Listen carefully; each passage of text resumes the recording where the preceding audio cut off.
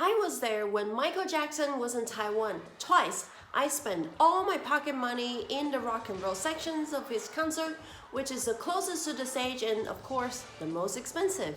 Michael was godlike and mesmerizing. Who is this mysterious person? When I asked, people told me he was a man, but he wanted to look beautiful to appear to his fans. His personal photographer at the time said that Michael didn't just identify himself as one gender. His skin color was the talk of the town too. It was still dark in the music video of Thriller, but turned white in the video of Bad. I couldn't figure out what he was, and I had never heard of the skin condition called vitiligo. But his music, his dance, and the way he looked kept my eyes peeled.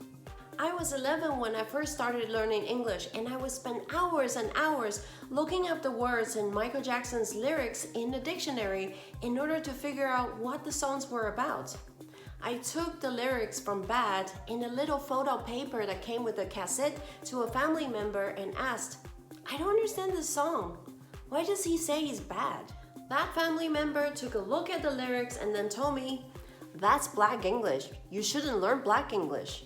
And then I was like, "But why not?" And she said, "Because only poor and uneducated people talk that way. You don't want to talk that way." I didn't know then, but it was very possibly the first time I had encountered racism, even though it wasn't towards me.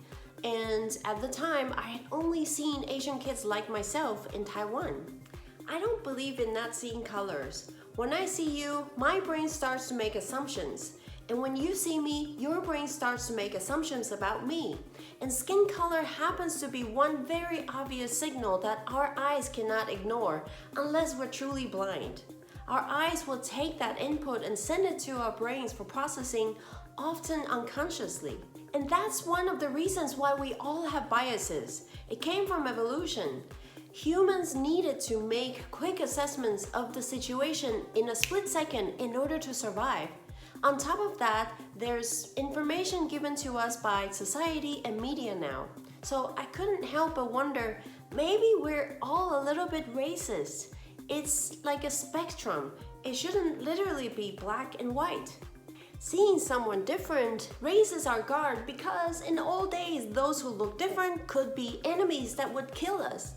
Our lizard brain could not afford time to think, and therefore it hijacks the thinking brain and makes quick decisions for us to ensure our survival. But we live in a different world now, or at least I hope so. We have biases, but we don't have to be led by biases. The whole world is hurting and mourning now. Can we just take the time to feel the pain and acknowledge it instead of discounting it? All we need to do is listen. Listen to the stories they try to tell us. Listen, and listen carefully. Black Lives Matter, and I'm sorry it took me so long to say this, and I'm also sorry I played alone in the system. I knew, but this time I'm hearing you and I'm feeling you.